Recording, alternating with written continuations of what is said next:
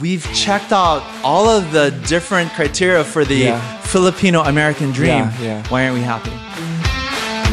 Guys, today we got a special guest, Joel Bongco. He owns a local software company with over 400 employees.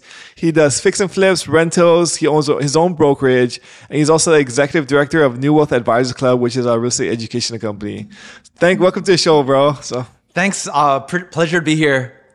It's so fun because we actually know each other from like the software world, right? So I used to do software development, and you actually own a software company, and so you're one of I think one of the most successful, in my opinion, like real estate investors here in Hawaii. You own a small business, you have a brokerage, you guys fix and flip, you guys rentals, you have an education company. You basically do it all, man. So it's so impressive. No, thank you very much. Appreciate it. So but then we talked about this before. You weren't always successful. You actually came back from pretty humble beginnings. What were you doing before real estate investing or your small businesses, and how did you kind of get into this? Yeah, it's pretty interesting. It's a pretty common story. Filipino immigrant family, right? Okay. Dad was in the Navy. I grew up in a rice field in the Philippines. Really, you did? Yeah. So today, if my dad wasn't in the Navy, I would probably be on some carabao in some rice field in the Philippines. But luckily he was. And then moved to San Diego, when I was like a 1 year old. And then from there, he got transferred over to Pearl Harbor. But interesting, he was an enlisted guy. So he didn't make a whole lot of money. So, that really, for me, it was a little bit of a scarcity mindset, right? Let's see, what is that? Food stamps. We had, free and reduced meals in school. Yeah. Had Vienna sausage with a ton of rice. That's what we ate at home. So, when you're growing up, did you realize you had less than the other kids in your school? Yeah, I was one of those. I was one of those kids, pretty envious of the rich kids, because I was that poor kid with not a whole lot of anything. Yeah. Right. And it was really, really tough growing up. And I grew up in Eva Beach. That's a pretty tough place to grow up. It's very interesting because I see a lot of guys who are very successful like yourself. And it seems like it's almost like growing up with less than other people is almost like that. You have this inner desire to kind of do more, right? So it's almost like a superpower to have less when you first start out, just because that hunger, you have that internal hunger to want or to drive yourself, right? So. Yeah. And I think that's how it really started. So didn't have any money. I needed to make some money. So I ended up getting a paper route. Okay. And not just 10 or 20, but over 200 customers. Wow. So I ruled Eva Beach when it came to delivering newspaper. And it was pretty funny. Back then, not only did you have to deliver newspaper, you needed to collect. So it sounded like this. You drive up to somebody's driveway with your bike, and you say, collection. Really? And then they either pay you or they don't. If they don't pay you, then it comes out of your pocket. Really? Yeah. Wow, that's great. And so how old were you at this time? Oh, shoot. I was a teenager, I don't know, 10, 12. Wow, that's crazy. So back in the day, you delivered the paper and you actually had to collect? You have to collect. So is it a monthly or is it every day? Yeah, no, you collect monthly. Okay. And for those customers that don't pay, it comes out of your paycheck. That's crazy. I don't even know what to say. I can't believe that's how it was back in the day. So yeah. And then from there, very humble beginnings, and I graduated from delivering newspaper to working at McDonald's. Okay. And then at McDonald's here in Hawaii, it was a pretty unique situation because they had colors. So if you were green, you're a trainee. If you were a blue, you're a crew member. If you were yellow, you're a crew trainer. Okay. Red, a crew chief. And I got super obsessed. I wanted every single color. And I remember in the lunchroom, there was these pins on the wall. And for every position that you would get certified, you'd get a pin. Oh, nice. So I wanted a pin for everything from, assembling hamburgers to French fries to Big Macs, and really understanding the entire process. Did you know there's 3,000 to 3,600 pickles in a pickle bucket? Can you believe that? Wow. So I remembered all of the stats at McDonald's. There was this green, well, this green book. So even to this day, you still remember those stats? Yeah, absolutely. Filet-O-Fish is made of North Atlantic cod. Nice. Okay. A cheeseburger has an eighth of an ounce of of mustard. So it's pretty funny. So I remember those things. So you're in McDonald's, and then what was like did you like graduate? How did you actually get into real estate investing or into small business? Yeah, well, this is what happened. This is the game changer. I met my wife working at McDonald's. Okay. Oh, yeah, wow. yeah. So that's what happened. And so we were oil and water, and you know how that goes. Oil and water. We eventually kind of get together. I used to call her not Marianne, but Scary Ann. Yeah, because she's pretty scary, kind of bossy. Your usual tita local girl from Kalihi. That's what happens when you're from Kalihi. Yeah. So we met, and although we had divergent dreams, mine was to own my own McDonald's. I wanted to own my own McDonald's chain, and she didn't. So I think it really started there. So we got together, and then we ended up moving to the mainland. Still kind of lost wanting to do McDonald's. And then serendipitously, I bump into somebody that was in IT. And he's like, his name was Jorge. And Jorge said, "Hey, Joel, you might want to consider IT as your career." So that's really what started it. So did you go to college? Did you get an IT degree? What was? Yeah, I started here at Leeward Community College, MTUH, and I was kind of I was a lost soul. I was one of those lost souls. And part of it was, it's kind of hard when you're going to college and you're working at the same time. It's very easy to get distracted. Yeah. So I went to a number of different colleges, from UH to National University to U of P. I went to a lot of different things. So at the end of the day, I graduated in information systems. Yeah. And then there was right after graduation, you say, "Hey, I just want to start a software company." Is that how it started? No, not at all. Not at all. I needed to get into IT. So the first thing I did was I bought fake glasses. I bought a briefcase with nothing in it and had a pocket protector. I love it. And what happened was I found this company called Chipsoft. Okay. And Chipsoft, they were the makers of TurboTax. Okay. Eventually, Chipsoft got bought out by Intuit. Yeah. So I was TurboTax tech support. So I was answering tech support calls for TurboTax around the US. Okay. So I was based out in San Diego, and I was doing that for a long time, getting yelled at for giving either the wrong answer or getting praised for giving the right answer. So that's how it really started. So this was me in San Diego. Okay. And then at the time, my wife and I didn't have any kids, and we got the proverbial. We got homesick. Okay. So from there, we ended up, and this was in the late '80s, early '90s. Okay. Moved back to Hawaii, and then my career really started here in IT.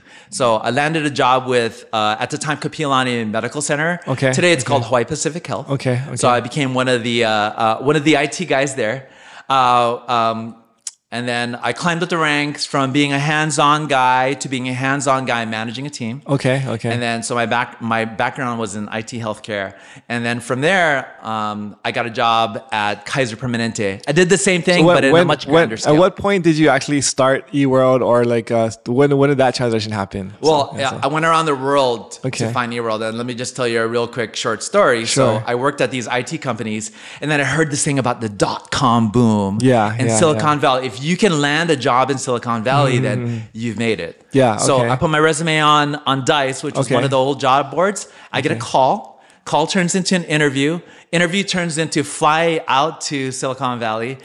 Interview the whole day, and then I get a job offer, a relocation package, a signing bonus in Silicon Valley. In Silicon Valley, and I get this thing called pre-IPO shares. I didn't know what pre-IPO shares were. So, but in any case, at the blink of an eye, I am, I go from aloha shirt and slacks to being in a three-piece suit on the BART, heading into the downtown financial district in San Francisco. So that's where my big-time IT career started. So when was the point where you actually started like the eWorld or like the company that you guys own today? I often say you need to get it to get it. So going back to the dream, and I'm calling it the Filipino American dream. And this sounds interesting. What's the Filipino American dream? It's kind of funny. I think one is, and it's nothing rocket science. I think one, it's a good paying job.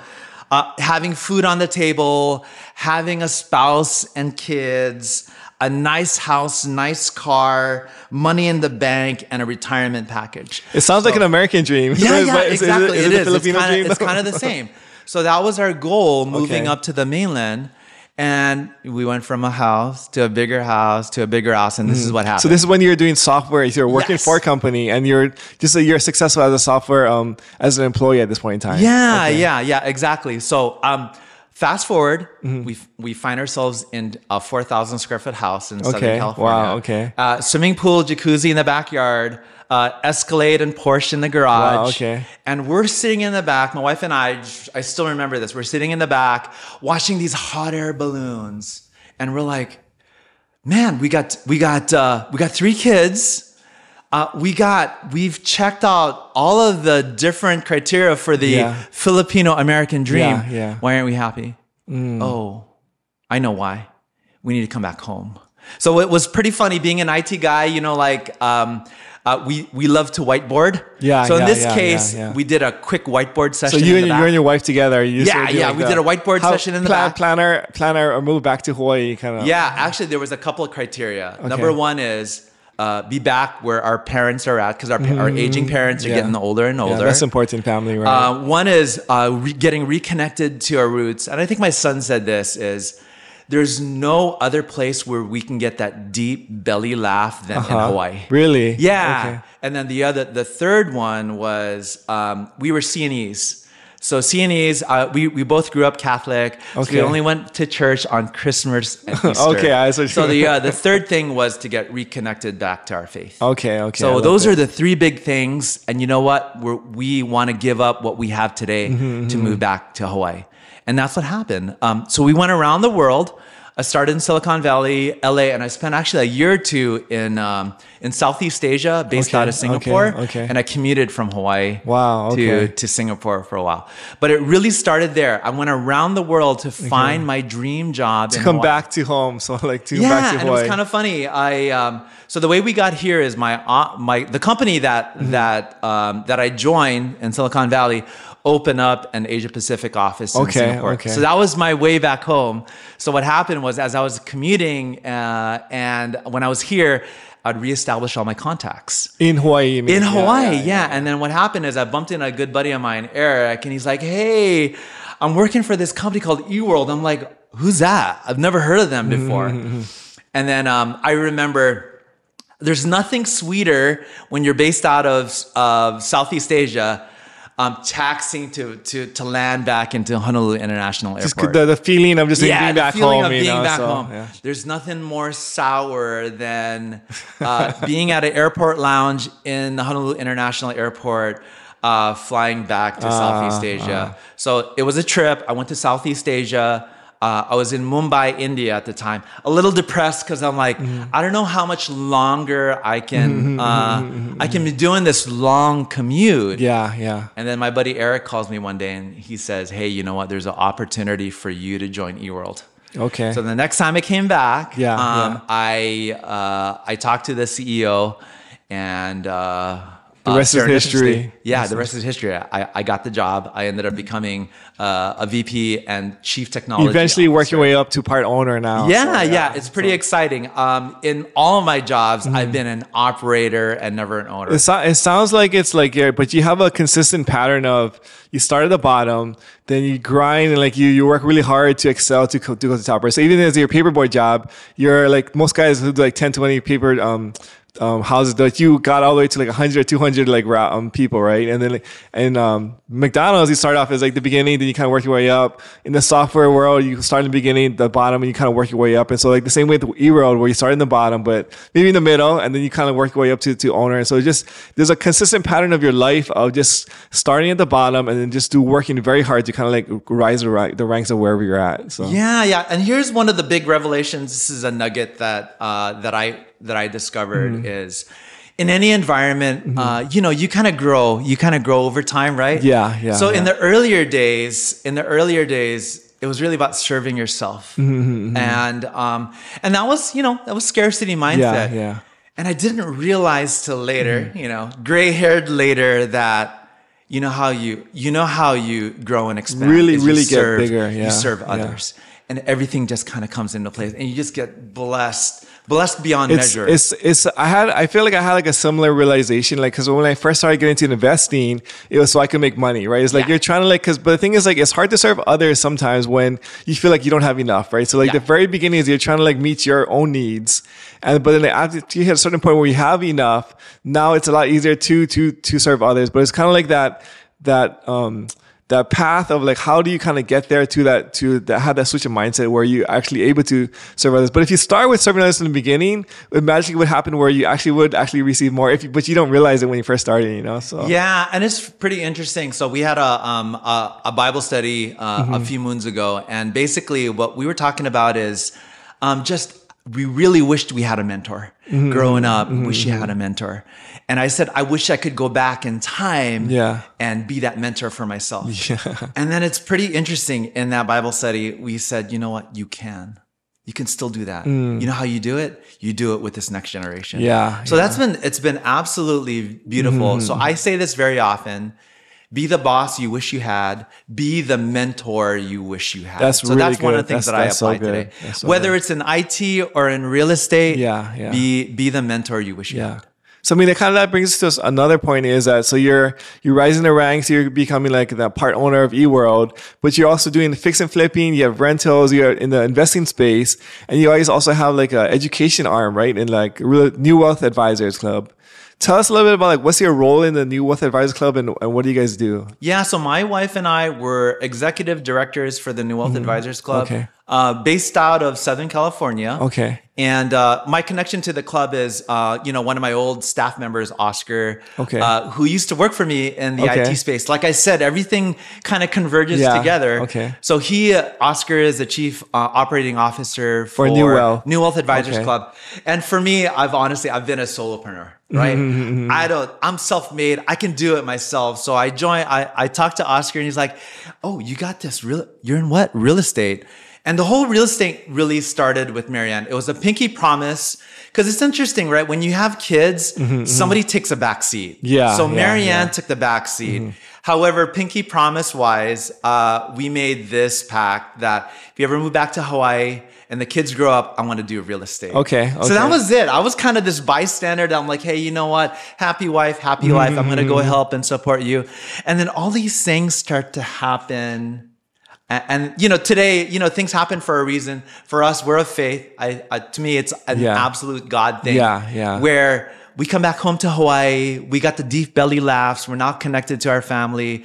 I've got my dream job here, and she gets an opportunity to do her own dream job, which is real estate. And as a good, loving husband, I'm going to go help and support her. And then one of my old friends works at this real estate company.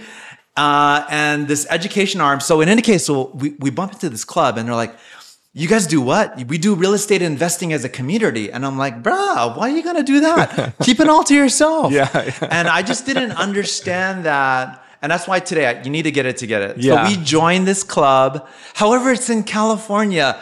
Learn a lot of good stuff. And then we bring it back here. Okay. So the first thing I'm like hard charging, and this is back in 2013. And obviously I always say this, IT guys make the best real estate investors. I agree. I mean, you're very logical, right? You look at the numbers, you see the world through black and white, right? There's So like I think in the beginning, you're very good as a real estate investor, especially as a solopreneur, because you can do real estate by yourself, right? Like you can just you look at the numbers, you buy a house for the numbers, you rent it out, or you fix and flip it, whatever it is. It's all math, right?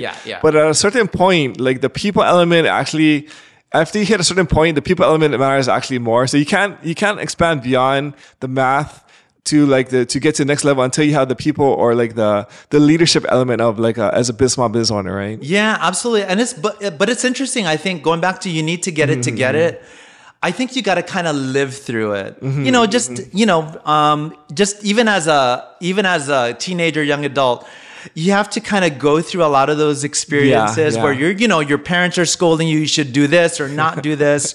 But, it's only when you either get burned or you got Yeah. some kind of lesson learned, then you kind of really, you really kind of figure it out. You don't really absorb the life experience until you feel the pain, right? It's Yeah. almost like like your parents always tell you like you should do this, you should do this, and like, okay, mom, dad. But then actually when you actually go through it, or in retrospect, you understand why they're telling you that, and it's actually you're probably gonna tell your kids the same thing, and they'll have like the exact same experience. And it's just hard to understand, like you said, like you don't get it until you actually get it, right? Yeah, yeah. And then here's one from an IT perspective, you know, how you evolve through things. Yeah. I don't know, today. Yeah. I think the iPhone 15 is coming out, Yeah, right? yeah. Are you going to get it? Yeah, I don't know, maybe. I say no now, but then later on, I'm going to go get it. So what I call it, you build on your versions, you know, .1, .2, .3, and then you get a major version, 1, 2, 3, 4, and 5. Yeah. Here's my interesting thing, and it's all in terms of a level of maturity. When it comes to real estate investing, like any other thing, I call it sweat equity. You get sweat equity. Yeah. And for me is, if a wheel has been invented, no need reinvent the wheel. Yeah. Here's my one thing as you grow and expand. You can't do it yourself. You do it by building other people around you. But here's one of the things that I do is I want to impart that knowledge. I want to give people the wheel. Yeah. Here's my one string attached with the wheel. Take it, make it better, and then pay it forward. And that's how you're able to really scale. Yeah. And even for me, with my kids, I always say this, you know, as you go from generation to generation, you want to upgrade. Yeah. And our big thing is we don't want to just upgrade ourselves. We want to really upgrade our family, the community. It's so much more fulfilling when you have other people around you, right? Yeah. And it's like, it makes anything way more meaningful. So like, as you're like having success and you're learning things, when you impart to other people, number one, like you learn it more yourself because you have to impart it. Like there's a different level of understanding. But number two, it's so satisfying seeing them understand and grasp it and use it and hopefully impart it to the next person, right? So it's this cycle of just like uplifting to get to the next level. And I like how you put it as like versions, because I feel like it's like almost like versions of ourselves, right? Where it's like software pieces where I'm version 1, I'm trying to get to version 2, right? But then you want to get your kids to start at version 2. Let's get them to version 2.3 or 2.4 up to version 3, right? And so we're always elevating. So like I'm the iPhone 15, your kid's going to be the iPhone like 17 or whatever the different version of it is, right? So. Yeah. And I think it's a never ending cycle. I think you, in our line of business, just in life in general, you're climbing a mountain that has no top, right? Yeah, I agree. I'm also a big believer in the old 3M saying. And 3M said this a long time ago. We don't make a lot of the things you use. We make a lot of the things you use better. So for us as a human, as a person, my goal in life, whatever I can do to help make you better. So that's a really insightful thought. And then I think even like in the small business or investing world, like you mentioned, we're not inventing a new wheel, right? We're taking like the wheel that people have done before us. We know this wheel works, real estate investing. How can we make this wheel better? And then when we pass it on or teach it, how can the next person make it even better than we made it, right? Yeah. Here's the one thing, like with everything else, I mean, IT is very scientific, right? You can go through a bunch of processes, whether it's continuous improvement or how do you create really good, elegant code. There's all of this scientific discipline. However, in my mind, it's not only a science, but it's also an art. And on the art side, this is really where it comes into play on the real estate side. Because at the end of the day, you're dealing with homeowners, you're dealing with people. And I'm a big believer in being more relational than transactional. I love that. I really love that. I mean, we were talking a little bit earlier, and you guys have like a really good path of talking to homeowners when you guys are trying to either purchase or help a homeowner. You mentioned there's like a 3-step process. Can you walk me through that? Yeah. So the 3-step process is one. Number one is we are going to meet the homeowner where they're at, and they're at varying levels. I mean, everybody has a different backstory, right? So I think the first one is to really understand where they're at. Typically, they end up in 3 different scenarios. Either one is they want to help, they want to save their home. So when you're talking to these homeowners, you're talking to people who are in some sort of trouble, or like either they can't make their mortgage payments, or there's some kind of drama or something going on in their life where they possibly might lose their house, right? Is that what you're talking about? Yeah, absolutely. And it's interesting. We've even being an IT guy, we make a lot of data-driven decisions. We determine today, as we're dealing with various homeowners, there's about 12 to 15 personas that are very common. Okay. Depressed Dan is one of them. Okay. Lazy, lackadaisical Laura is another one. We've got ghosting Gary, which is somebody that said, I need your help, and then kind of disappears. Yeah. So we have different personas, and for each one of these personas, we got kind of an engagement model. And this engagement model is both a science as well as an art. Yeah. So, and I think part of it, at the end of the day, it falls into 3 different buckets. Okay. The homeowner has a desire to save their home, sell their home, or they could be in a really dire situation where they're not going to get anything. So we end up partnering with them. And that's where there could be a potential acquisition. I see. Yeah. So I mean, when you guys go to like approach like these different homeowners who are in some kind of like trouble, the first thing is like, hey, how can I come alongside you guys and help you save your home to keep it, right? Yeah. So when you do that, like how do you guys benefit, or how do you guys make any money from that?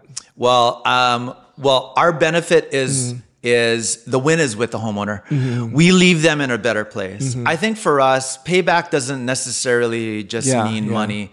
Payback is the fact that we leave them in a better place.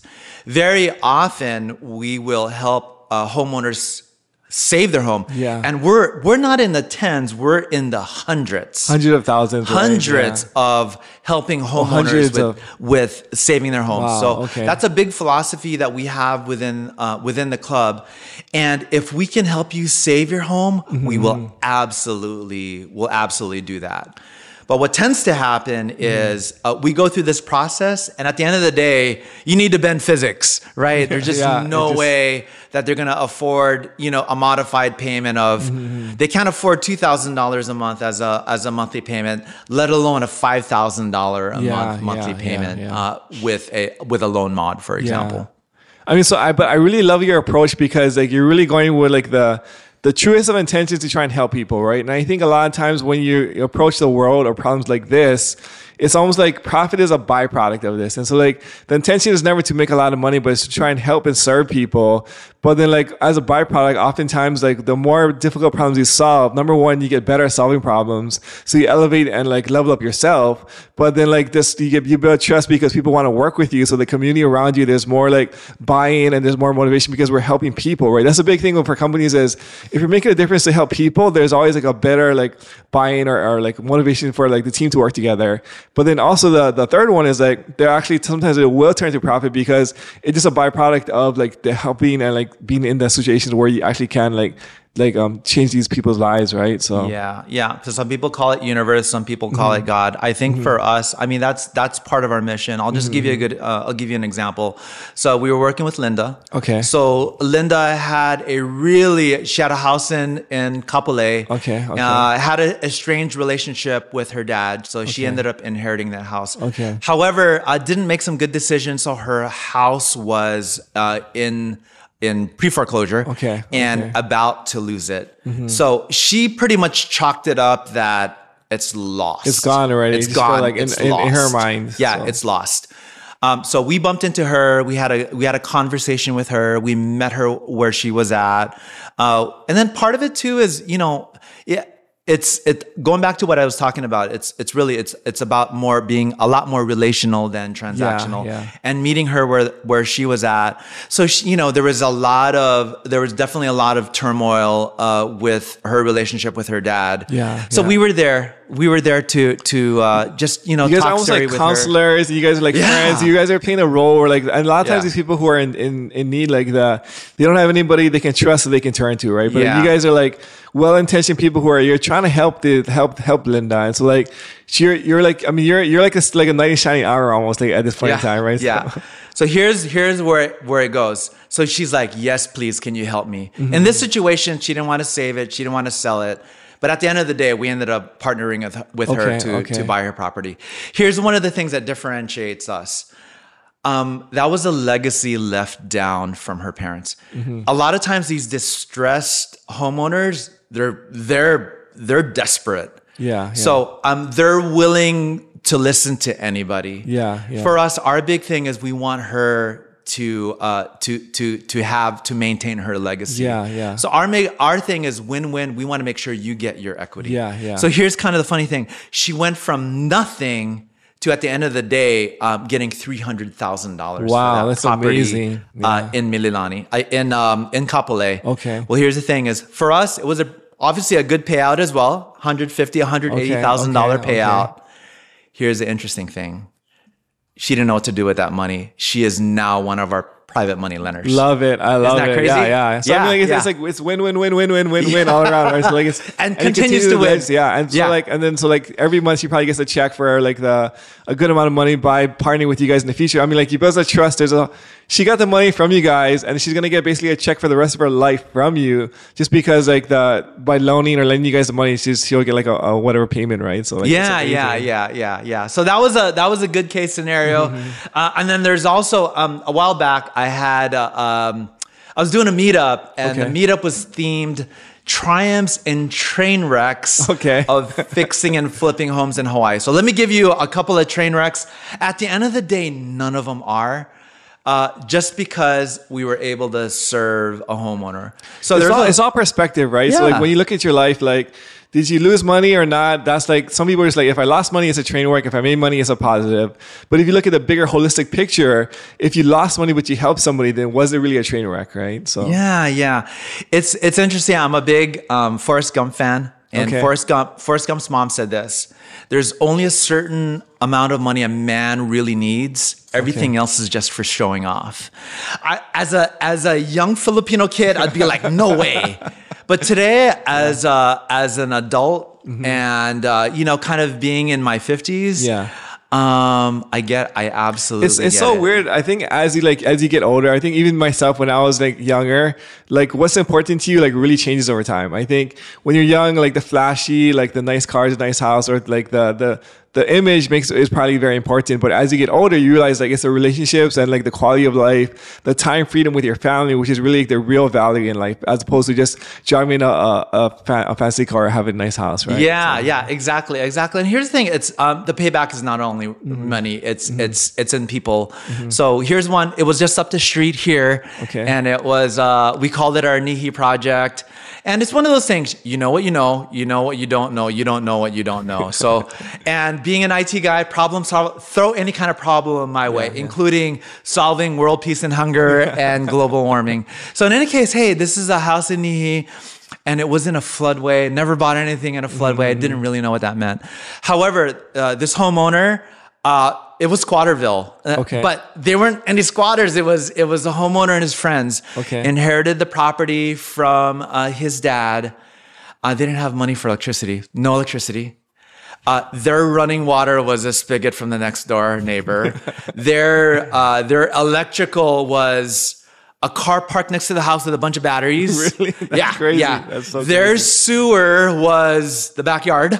Yeah. It was pretty gross. And then one of Daniel's friends, who was the homeowner, had a mechanic's garage on the right-hand side. You often see people bringing in their cars. He's changing oil, changing tires, doing all these things. Yeah. So we didn't know what we were getting into. Yeah. He needed help. Yeah. So here's one of the things that we do is don't start what you can't finish. And if we say yes, we're going to take you to the finish line, whether we make money or not. I love it. I love that. Yeah. So we help them. So, sticking on that thought, what's the thought process behind that? Like, why make that promise, and why is that important to you? Yeah. I think for us, you are your word, right? And I think, especially here in Hawaii, I don't know if you guys know this, but we have the fastest network in the world. Yeah. It's called Coconut Wireless. Coconut Wireless is lightning fast. So in any case, I'm here. It's about reputation. So in this case, we want to make sure we engage with the homeowner. Like everything else, you're going to do your basic calculations. There's definitely margin in here. Yeah. The one lesson learned that we didn't know is if you're going to do a fix and flip in a floodway, please add. Here's a golden tip. Please at least 1.5 years, at least a year and a half. Why do it need? Why such a long holding cost? Because think about it. Just the permitting process today takes a long time. But when you're in a floodway, you have to get some additional things. Okay. You need to get a floodway permit, which is it doubles the permitting time. Today we're a little irritated when things go 6 to 9 months and you're waiting for your permit to be approved. But it's even more so when you're in a floodway. This is one of the challenges I think fixing and flipping in Hawaii is trying to get through like the permitting process, right? And I think like it's one of our challenges we have to deal with where it is a big unknown. Where like if you you could be 6 months or it could be 2 years depending on what your situation of the permitting is. And so how do you what as somebody who's kind of breaking into the fix and flip market in Hawaii, how do they navigate all of this stuff? Yeah, well, number one is Hawaii, although we're small, there are a lot of traps. And you could easily find yourself into some kind of trouble. So my thing is you can't do it alone. If you're new to this, you need adult supervision. You need somebody there to mentor you, to coach you, to check your math, check your numbers. Provide you what you don't know. Remember, so that's the biggest kryptonite with a lot of the newbies is of course, do it myself. I'm going to do it yourself. So, the reason why is you want 100% of the pie. And 100% of zero is zero, by the way. 100% of negative. And that's even worse. And as a newbie, if your first deal goes awry, you're probably not going to come back. And that's the thing too. Like I see this often, like not in Hawaii especially, where like the numbers are so big, so it's very easy to lose $100,000, $200,000 on a deal if you underwrite wrong or you run into some permitting issues. And the thing is, it's very sad, but a lot of times people's first deal is their last deal when they lose money, right? And that's why I think it's important to have somebody. Somebody that seasoned, that understands. I mean, floodways are one thing. Non-conforming properties are another thing. So special management areas. Special management areas is another thing. A slide area is another thing. There's so many of these gotchas. The nuances things, right? When So a lot of things that can go wrong, and it's always good to have somebody there to help. And the holding cost is no joke on these guys, right? So like for like what's the typical like monthly payment you're making on it could be small, like 10 grand. It could be like 20 grand. It could be small as 3. It could be high as 10 grand. It could even be 15 grand. That's pretty painful. Yeah, so I mean, 15 grand a month when you're holding it. If you hold it for like 2 years, that's like $300,000 or something super.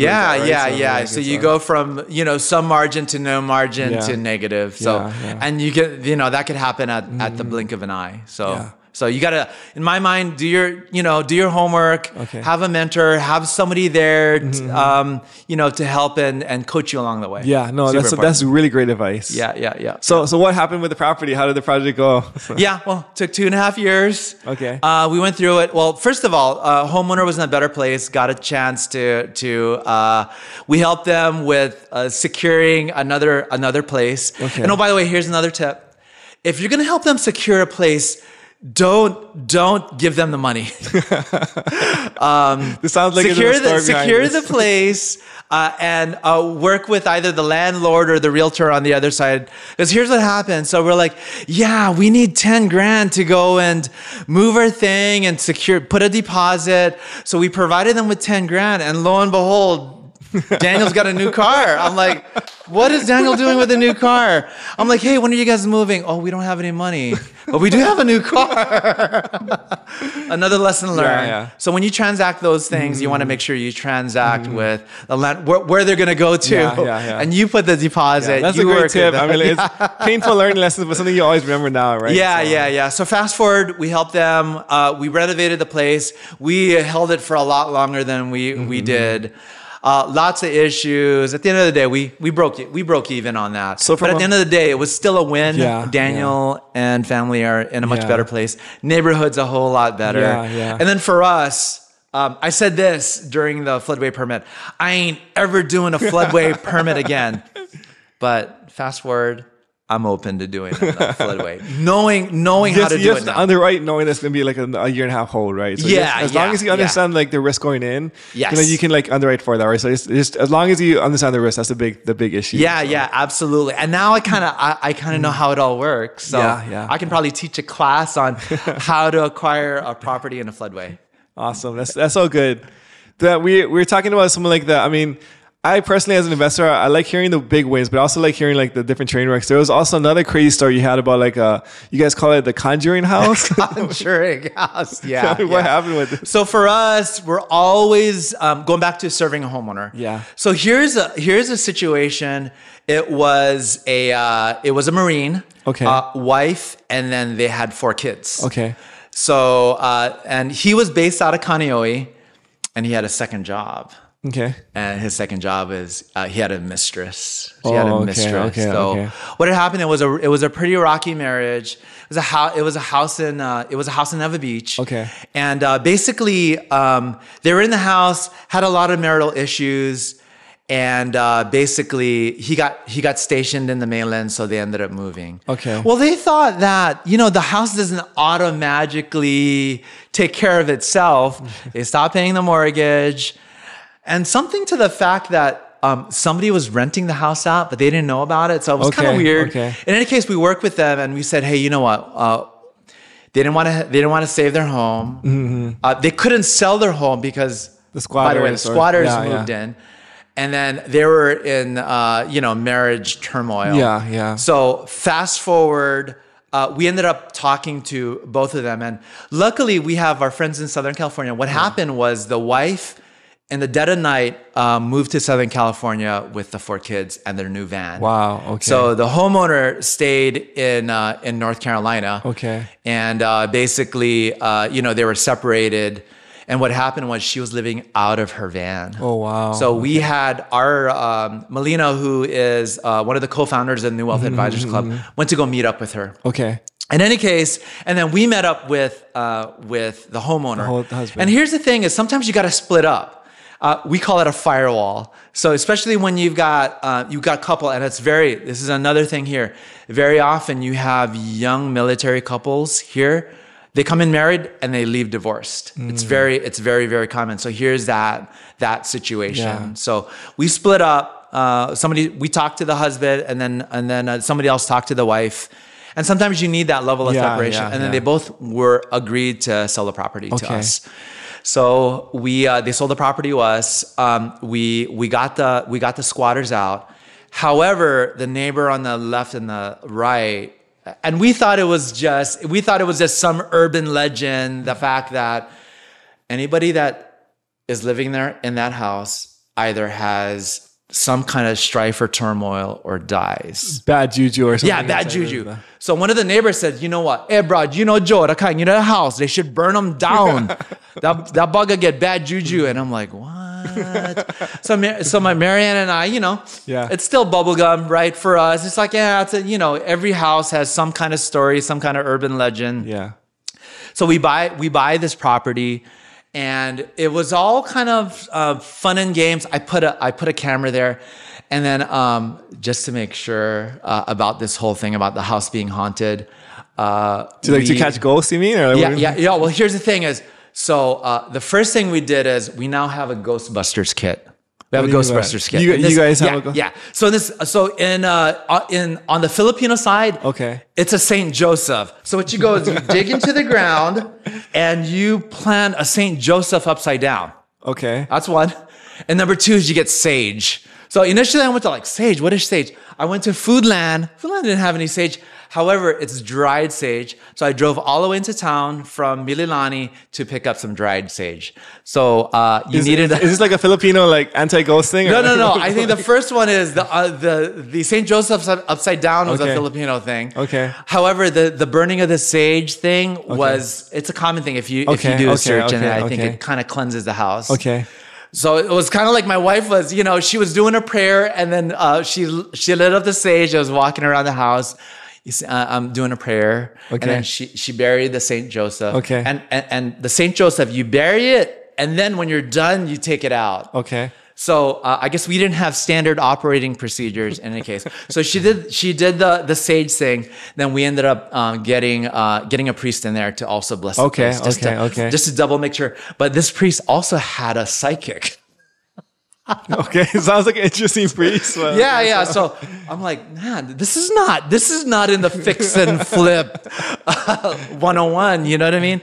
So we did also today. We still have the Ghostbusters kit. Okay. But one of the things is we lost a Saint Joseph. What happened? We didn't have a flag. We didn't know. Marianne just disappeared. No. Marianne buried it into the ground, but she didn't know where she buried it in. In any case, fast forward. It was fun and games until this happened. So in Eva Beach, one of the big challenges is Eva Beach parking. So we said, hey, you know what? We're gonna go extend the driveway. Okay. So 3 big things happened. Issue number 1 is we needed a backhoe. Okay. So when they pulled in the backhoe to go kind of trench up the land there so that we could extend the driveway, the trailer broke.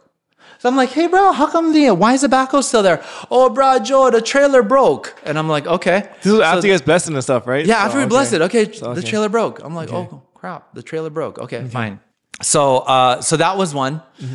And then I'm eating a Korean my wife and I are eating a Korean hot dog. She likes the sweet potato. Yeah, those are good. Yeah. So we're sitting in my Tacoma on the driveway, and then something explodes in the engine. In your Tacoma. In my Tacoma, yeah. Like boof. You guys are just sitting there. Yeah, sitting there. Got the AC on, eating our hot dog, enjoying things. AC blew. Okay. It was the AC. Okay, so that was fine. Those 2 things, chalk it up as an anomaly. And then the third thing is we're doing a cement pour. And during the cement pour, Marianne goes and gets some plate lunches for the guys. Yeah. Because it's hot. It's hot. Yeah. I don't know if you ever poured cement and then you have to screed it. You're basically flattening down the cement. Yeah. So screeding the cement. Marianne goes and picks up lunch. She comes back and she sees one of the workers giving the other worker CPR. Wow.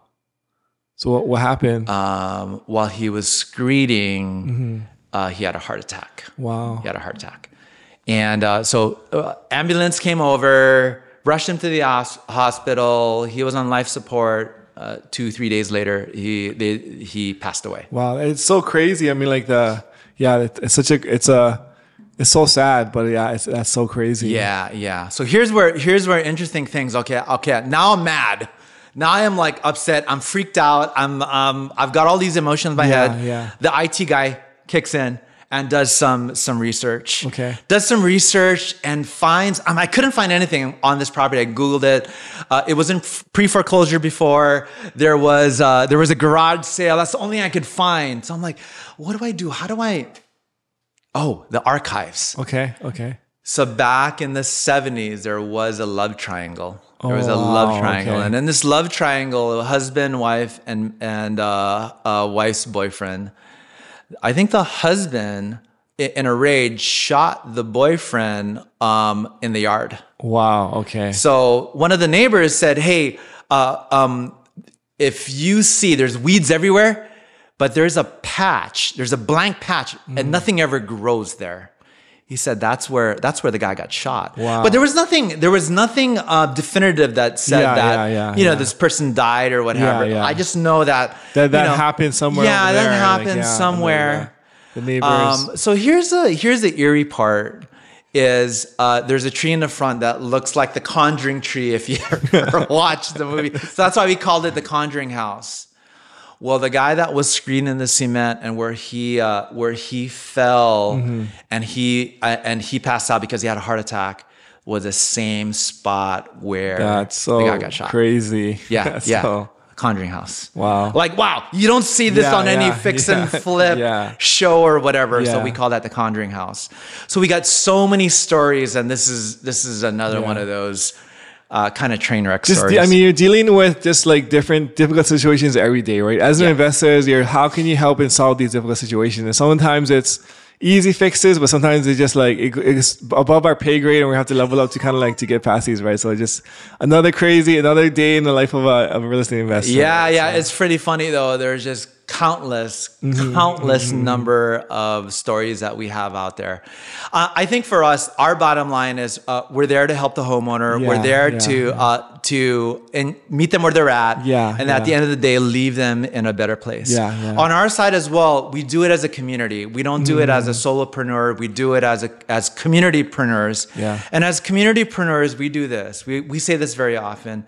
We're really here as a community to bless you spiritually, emotionally, and financially, and always in that order. So, and I think with this motto, with this mindset, with this mantra, I mean, we've just been blessed. And not only here in Hawaii, but in Southern California and in Florida, where I feel like you just make better decisions when your priorities are straight, right? Because like if you put like the money ahead of like the spiritual, the financial, I mean, like the emotional, then like it just like when things are out of order, like this funky things can happen. But when you put like the important things first, it's almost like the finances kind of follow that as long as you're making like good decisions. And like there's obviously some like in like knowledge and hard work that's also involved in this process. But like as long as you keep your priorities straight and you have all the other parts, it's the healthiest way to grow as a person and also financially. Yeah, absolutely. And I think one of the big models that we have, and I think people look at that, they find it a little strange. Like, you know, very often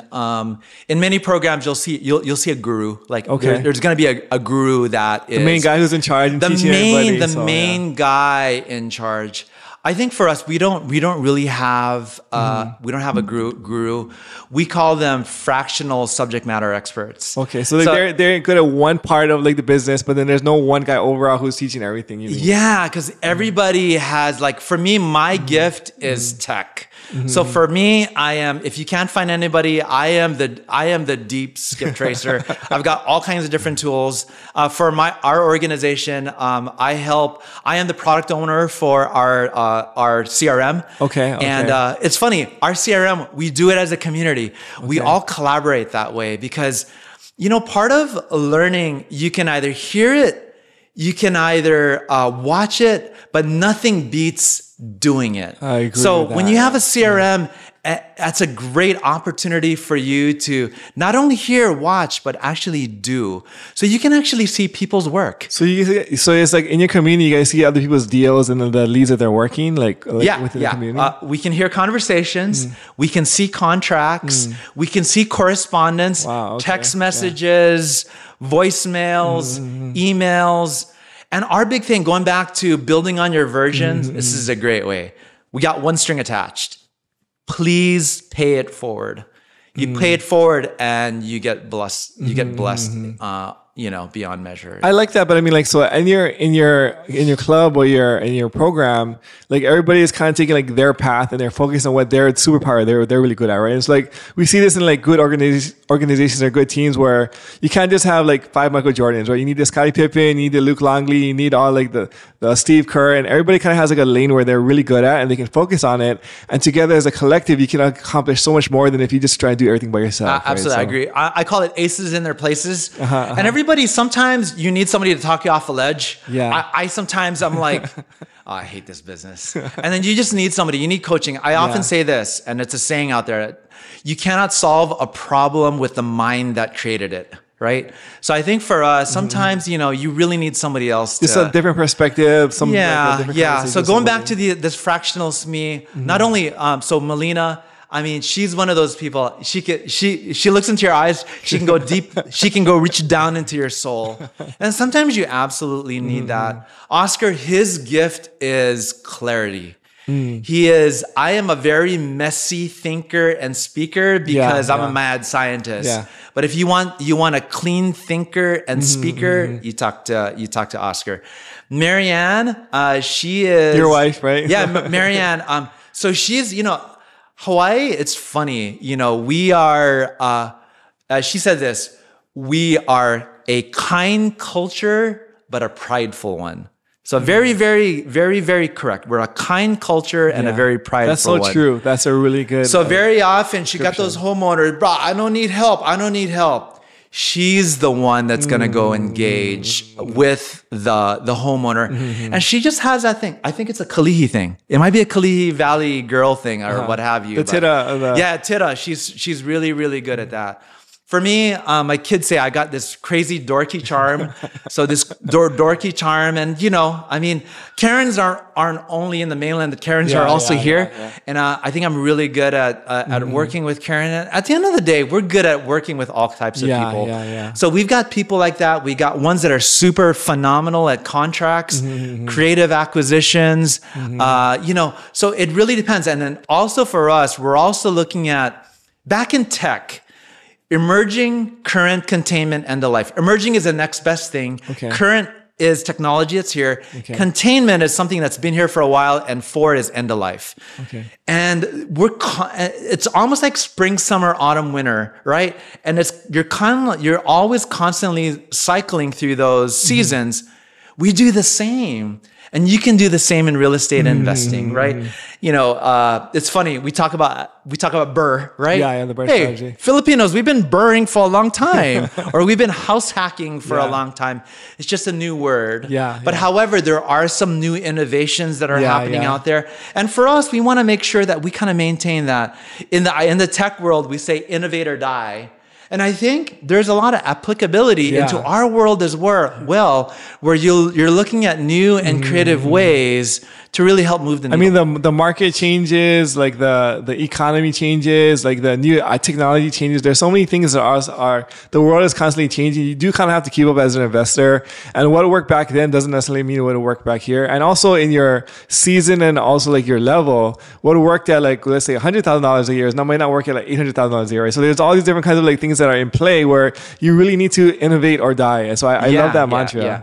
I think, one of the things that I often say, given this is, what got you here won't keep you here. Yeah, that's a really good... And then what got you here won't get you there. Yeah. It's so true. So that's kind of, that's how I look at things. I impart a lot of this stuff. I kind of mashed it up in terms of what we do.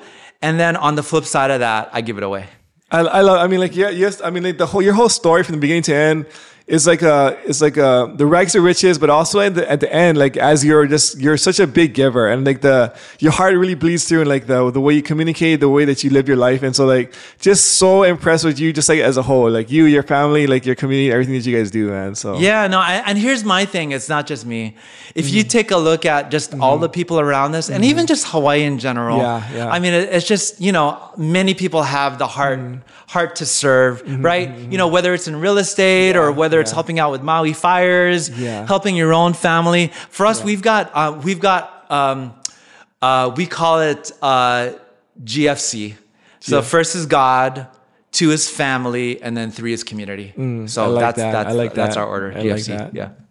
So I mean, it's somebody who's just starting out in their journey. Maybe like they see like they want to be an investor or a successful business owner. What kind of advice would you give somebody who's just starting out on their journey? Yeah, I think part of it is do a lot of self-education. I often say this: see one, do one, teach one, lead one. So I think one is see one. I mean, there's a lot of information out there. Bigger pockets. You can do the Pocket special and just go with the free version, or for whatever, $35 a month. There's a plethora of information there. I think that's one. Secondly, meetups is a lot.